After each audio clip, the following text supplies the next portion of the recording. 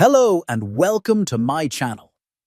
In this video, I'll show you how to add multiple lines inside a single Excel cell using a simple keyboard shortcut. Let's get started.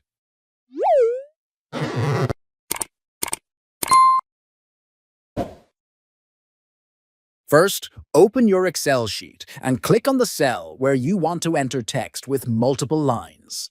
Type the first line of text normally.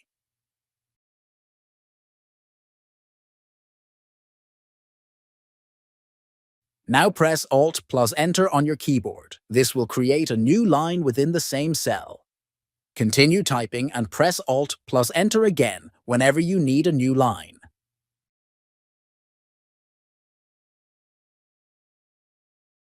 Once you're done, press Enter to save the changes. If the text doesn't fit properly inside the cell, go to the Home tab and click on Wrap Text in the Alignment section. This will adjust the text to fit inside the cell properly. That's it!